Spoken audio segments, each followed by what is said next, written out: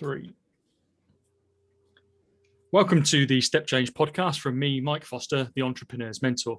My podcast is established to help you with your thoughts in the development of your business. This Step Change podcast is entitled The Entrepreneur's Journey. And in this episode, I'm joined by Alex Glass of easyStorage to share his journey. We will explore why they started, what they've learned, the highs and the lows. So welcome, Alex. Hi, good afternoon, Mike. Thanks for joining me for this latest podcast. Firstly, tell us a little bit about your current business. Well, easyStorage, I guess, is a storage company. It's also a franchise. It's part of the Easy group of companies. And my wife Emma and I launched it last October, so October 2020. After a fairly sort of extended period of due diligence where we were kind of looking at, whether it was a good thing to get involved with or not. In essence, it's a storage company. So there are warehouses and, lots of stuff belonging to other people that we look after for extended periods of time. But the unique piece about it really is that normally storage is a sort of a DIY situation for the customer, where they have to take all their belongings, transport them to the warehouse, transport them within the warehouse, which isn't always apparent, and then bring it all out again eventually at some point in time. In our case, we do that for the customer. So we'll always go to their property or their business, we'll collect everything, we'll take it off, we'll store it, and then they simply book an appointment when they're ready to get it brought back, and we bring it all back to them at the end of the storage period. Sounds fantastic, actually. It sounds like you're taking all their pain away to get them the solution that they need, I guess. So. Yeah, that's that. If you speak to anybody that has a storage experience and you tell them what you do, they kind of roll their eyes and go, "Oh my goodness, I wish I'd known about this a few months ago when I was going through it myself." So it's quite an easy value proposition to get your head around, I think. Yeah, awesome. So I want to take you back to the first business that you owned, and when you went from employment to business. What was the reason? What sort of fueled your thoughts to become a business owner, to become an entrepreneur? Yeah, that's a long story, man. I worked in semiconductors. My background's in electronics. I worked in semiconductors for, I don't know, 30 years or something. Almost entirely in Silicon Valley in California, and for companies that worked out of there. And I was on a kind of I was just on a corporate path, right? And I had done well. I got to senior management at a fairly young age. And life had been kind of continually going in the same direction, which was just kind of upward and onward. And you start looking after a territory, and then you end up looking after a country, then you're looking after Europe, then you're looking after North America, then I've got a global responsibility, and the thing was just getting kind of bigger and bigger and bigger. But there was a point at which we kind of took a pause, and collectively, Emma and I, my wife Emma and I, just kind of sat down and just said, well, what is this all about? What are we doing this for? It seemed to have gotten a life of its own. There was a sort of an inexorable momentum forward that we almost felt like we didn't have any control over. And at one point, I think we felt like we did, but by then we just didn't. We were just kind of kept getting offered new jobs, move here, move there, here's another job, and before you knew it, you didn't feel like your life was your own, So I guess the first bit was we decided we were going to get off that particular train. We didn't want to be on it. We hadn't really intended to be on it. But it was quite a big step to step off it, particularly because you're thinking, well, what on earth are we going to do instead, right? Yep. And at the time we were living in California, and the kids were sort of getting to sort of teenage years, so the school bit was getting more important. And so our journey into starting our own business started with moving back from the States locally to let Emma start training to be a midwife. Mm-hmm. And for me to start thinking about, okay, let's see what kind of, a new venture we can formulate here that will allow us to be UK based, which is one of the other things we wanted to do. And have something that was kind of locally sustainable. It didn't involve me traveling to every corner of the world. So tell me about that first idea then. What sparked that first idea? It was a book. I have it here. It's okay. My Rich Dad, Poor Dad, Robert Kiyosaki book. And brilliant book, brilliant. You can't see this on the podcast, but I mean, Mike will see how many post-it notes I've got on this thing. This is like being read and reread, and the essence of his philosophy, I guess, in a nutshell, is that you're often better off owning your own business. You're often better off owning assets that generate income for you. And that, in a lot of ways, that's a very simplistic way of describing what he talks about. But that kind of started me thinking that, okay, having our own business was possible. Having our own business that maybe had some tangible assets in amongst it was maybe desirable. And that's kind of the way that we started to head. But actually, practically speaking, what happened was we moved back to the UK, and I went to London Business School for a year. And the idea was that we were consciously going to create a fire break from my old life to my new life, and then use the year of the program at LBS to think about what that business might be. So in truth, when we moved back, I didn't know what it was going to be. I had this Kiyosaki thing in the back of my head, and I knew that I wanted to take a year of not working in order to try and work out what it was going to be. So it was a bit of a leap of faith. Emma was very sure what she wanted to do. I wasn't at all sure what I was going to do. And when you decided what you were going to do, can you remember where you were at that moment of time? Is it a particular place that sort of went, that's what I'm going to do? Yeah, our first business was a property business. And we got into it pretty much when, like all best laid plans, right? We're coming back. I'm definitely not getting a job for 12 months. I'm going to do this thing. Within a couple of months, we started buying properties, and we're then renovating them and flipping them just for kind of, transactional profit on the deal. So we started doing that pretty much straight away. And we started doing that largely because when we were in the States, we were avid watchers of BBC America, would you believe? And we were watching Homes Under the Hammer all the time. Yeah. So we had this notion that you could maybe buy stuff at auction that was a little distressed, and maybe you could, do something to it and add some value to it. And it started as a background project while I was studying, that we would buy and sell these properties along with me working, at uni, and Emma doing her thing.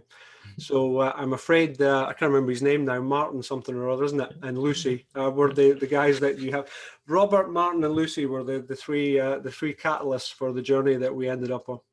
Brilliant. Oh, that's a great story. And in terms of when you then sort of first started your business, what were the sort of first things you did? Can you remember doing in terms of to sort of start the ball rolling? Yeah, I mean, some of it's kind of tactical, right? For that particular venture, you need access to a good bit of capital, and you need to also you need to be fundable, right? You need to be able to present the picture that the lenders are looking for in order to be able to fund you. And then there's mechanical stuff. You've got to find the properties. You've got to get used to the process. You've got to understand that you have to be able to move very quickly. And the high level bit is you've got to be able to see value where other people don't see value, because ultimately you're in a competitive situation for a particular acquisition, and if somebody can see the same value you can, or they can see more value than you can, they're probably prepared to pay more for it than you are, and then it's just an opportunity that never became anything. So developing that sense of whether you could do that or not was quite something. And then being in the auction room and the gavel going down on your first property, and you've now committed a large amount of money to this notion that you can do that, is quite a sobering experience, because you suddenly think, okay, it's not a spreadsheet anymore. We actually have to go do this now, right? So I remember that quite distinctly. That's brilliant. That's certainly there's moments in our entrepreneurial life, isn't there, where there's that sort of reality factor, that moment. So talking about moments in our business, what's been your biggest challenge to date? Yeah, that's interesting. There are several, really, I think. I'm quite restless as a person, and sort of intellectually restless. So I'm always kind of trying to find little kind of tricky problems that I don't know how to solve, and go explore them and unravel them, like picking at a knot kind of thing, So that's been a challenge because, I think the skill set you need to start something is not necessarily the same skill set as growing it or maintaining it, or, or further into a period of maturation, right? And I'm kind of increasingly aware over the years that I'm most interested when I'm starting something and growing something, and I'm not particularly engaged when it comes to actually maintaining and sustaining something. So that's quite a challenge, because it basically means that you've kind of got, I don't know, you've got kind of ADD of some description, right? You kind of get to a point where you feel like you understand what the problem is, and then you say, okay, great, well, go do something else now, right? So there's a bit of that, which is a personal sort of character thing, I guess you have to come to recognize over time. And then other things are kind of circumstantial. I mean, like the COVID thing we're all in the middle of right now. We developed a notion that we needed a multiple income stream strategy because we didn't want to be completely reliant on any single activity. So that's really now why we have, a residential property business, a hotel. We're now doing the easyStorage business, and also Emma runs her own private midwifery practice. So that's largely because, we don't want to wait until we have a problem before we, build our bridges and build our defenses against possible threats that we might incur, if you see what I mean. So we've always kind of been sort of fairly paranoid in that sense, that you're only a heartbeat away from something going wrong, and you have to be ready for it. Exactly. And then you were saying to me, we'll just sort of pause from the questions a minute just to reflect on the hotel business, because you're saying to me that during the pandemic you wasn't perhaps as hard hit as other hotels. So tell us a little bit more about that. No, I mean, as anybody listening to this that's in the hospitality business, or even just been paying attention to the news, I mean, the hospitality business has been hit, one of the industries that's been hit very, very hard, right? And we've managed to weather the storm on that. I think partly because we didn't want to be hoteliers, right? We wanted to buy this building, and its best use was as a hotel. But we didn't want to be Basil Fawlty, we didn't want to be in the hotel. So we built this thing to be totally hands off, right? Digital door locks, computer booking systems, no reception, very light touch operationally. And that at the time that was fine, because our client base was white and blue collar contractors visiting Reading for work, coming through Monday to Friday, going home, coming back on the next week, and just doing it again, right? So it was very orientated towards our customer base at the time. But fast forward into a COVID environment, and you suddenly find yourself in a situation where your operating model is actually pretty well suited to anybody that's got any kind of vulnerability to the virus, and or frontline workers that needed to be in a relatively secure, somewhat isolated living environment. So we were able to, as our white collar and blue collar customers evaporated virtually overnight, we were able to really ramp up in a couple of different areas. So our model lent itself quite seamlessly to shift our customer base quite quickly.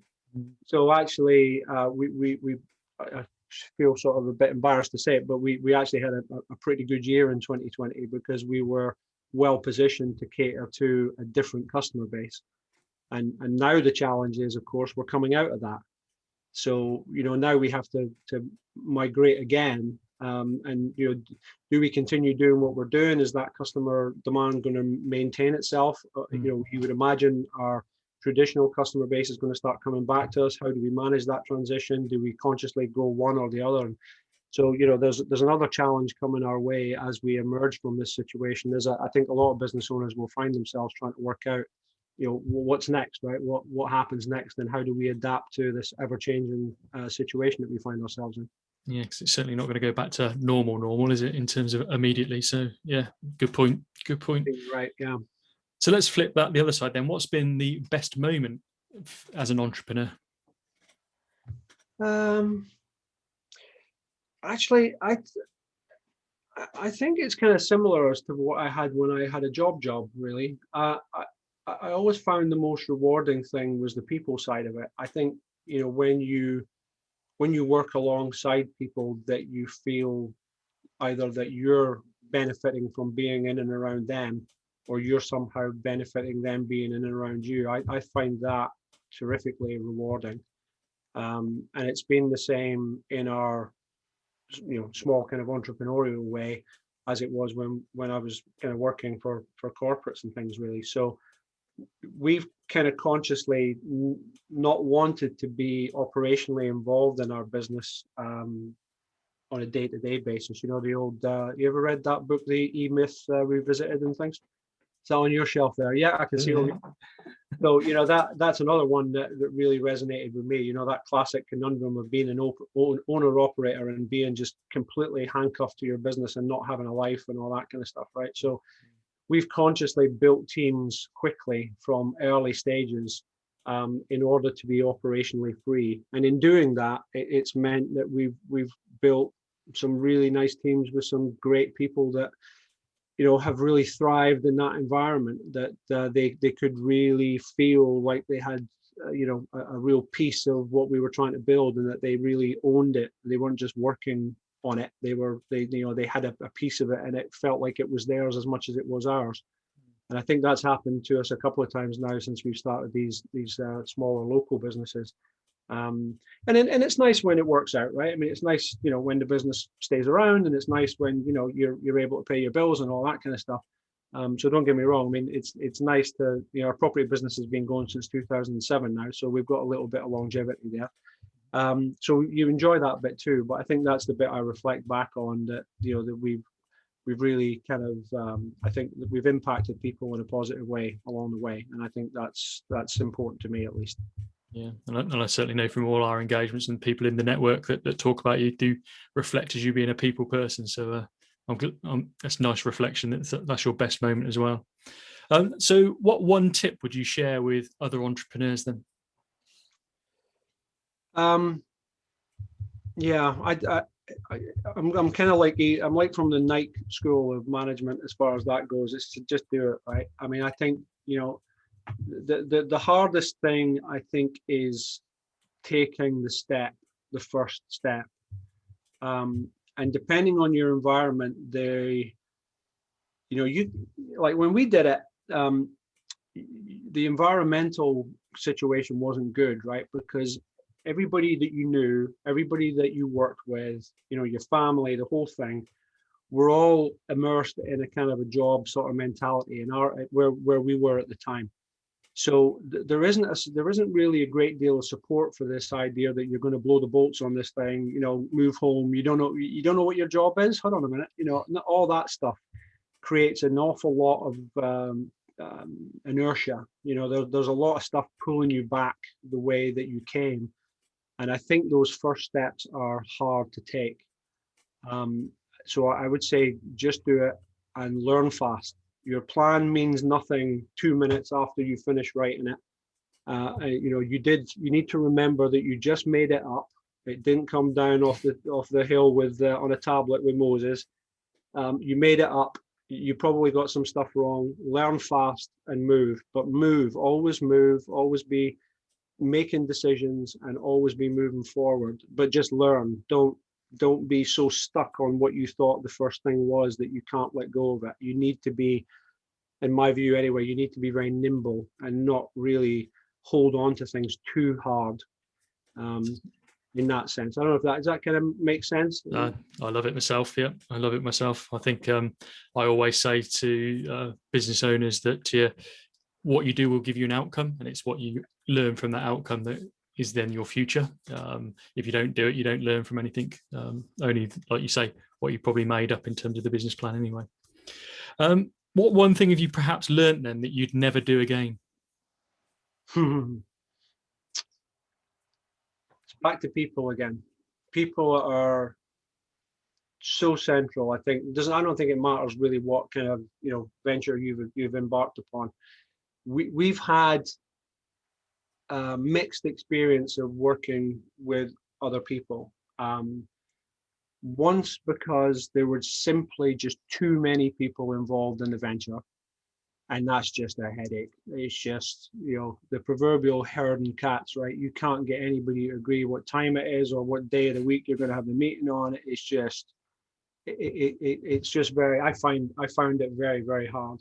And if I found that it reminded me of my corporate life, the thing that I didn't like that much. You know, that thing where every time you need to make a decision, you've got to check in with umpteen different departments just to make sure everybody's on board. And, you know, and some of them make sense because they're directly affected and other ones don't, but you've still got to do it because, you know, if they're not involved, it's going to be a problem and all that, right? So I think I'd say I avoid like the plague now getting involved in ventures that have multiple people involved at a kind of an ownership level. And then the other one, which is related to that, is, you know, pick your partners very carefully. Mm-hmm. We wanted to get into storage for quite a while. We really like the sector. You know, if you've ever had a chance to look at it, it's a good business to be in. It grows, it's profitable. You know, it has a lot of good things going for it. But we couldn't find the partner. We couldn't find someone to work with that felt like we wanted to be engaged in that kind of way for an extended period of time. And I think, you know, I mean, you must have seen it yourself, right? I mean, sometimes those relationships work out tremendously well. Sometimes they don't work out at all. Sometimes they're great for a while and then they kind of fall apart halfway through. So you know, my kind of jaundiced view of things now is if Emma and I can do stuff on our own and we don't really have to partner with anybody at all, other than maybe the bank, that's kind of the way that we like to do it now, because it's just simpler if we do it that way. That might just mean that I'm not really good at managing that very well. I don't know, but that's been my experience of that, and that would be one of my takeaways, I think. That's great, and I think I would be in that club. I think that's a whole new podcast, because if I was to share the amount of partnerships that I've chosen that probably didn't go to plan, hence one of the reasons of coming back out on running my own business and that way. So yeah, that would be a whole different podcast. So we just don't play well, Mike. That's what it is, right? It's better just like being in the corner of the playground with our own ball and our own sandpit, looking after ourselves, right? And like just letting the other kids do their thing, you know. I think that's been said about me as well before. Yeah. And what about your motivation then? What fuels your motivation? It's just that restlessness, you know. There seems to be no end to it. It's just insatiable. I don't know what it is. I've always been that way. I don't know how to explain it. I am just restless. I want to learn new things. I've always had a kind of a general thought that as long as I was doing a decent job and I was learning something new in work anyway, that things would never really go that far astray, right? Mm-hmm. And that's really just been the thing that's propelled us from, you know, different roles in corporate jobs to, you know, what we're doing now. And I think that's the essence of it. There's just a sort of an energy there that is both a good thing in some ways and is also a limitation in other ways. But it's the way you are. I think somebody said to me once, you know, you can kind of change your behavior, but you can't necessarily change your character that much.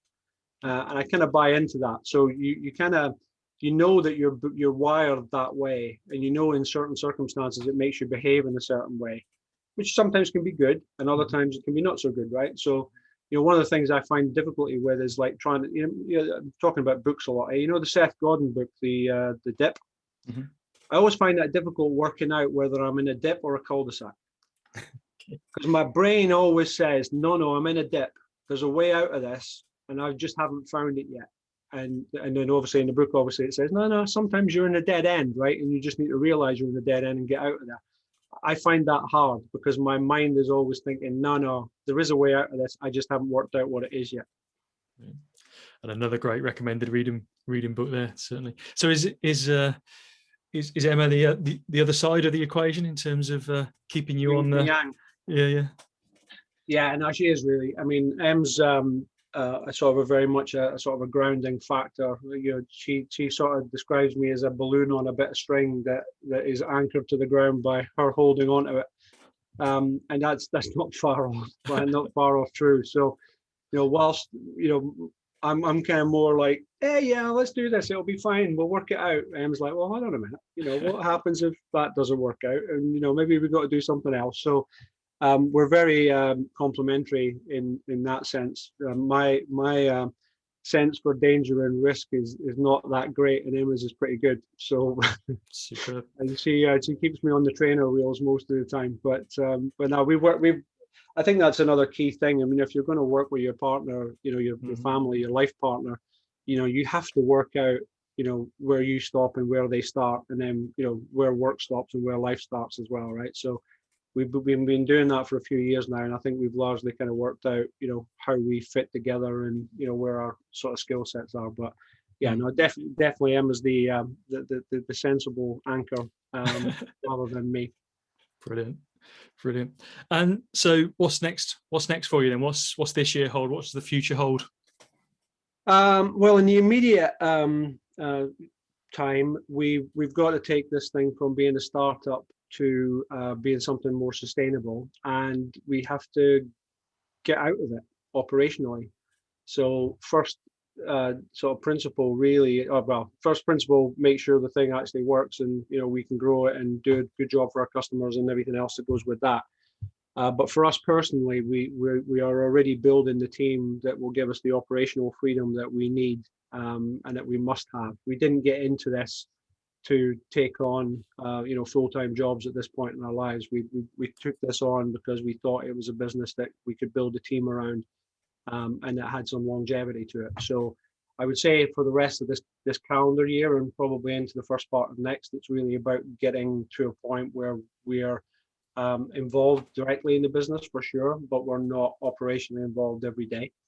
That's a big one. That's a big kind of personal objective, really. And the business objectives are many, right? We have to have more vehicles. We have to transition to our own warehouse at some point in time. We have to scale. We have to make money. Little things like that.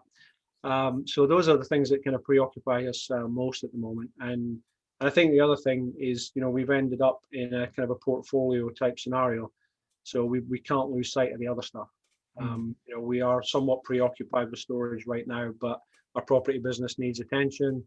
Our hotel business needs attention. Emma still has clients that she looks after.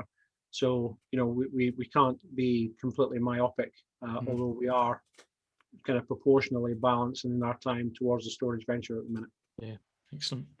And just a thought, really, what sort of 3 words would you use to explain your entrepreneurial journey in full? Any 3 words that stand out? 3 words. Oh my goodness. Is that 3 words? Oh my goodness. It was. It was. Yeah, I didn't think that.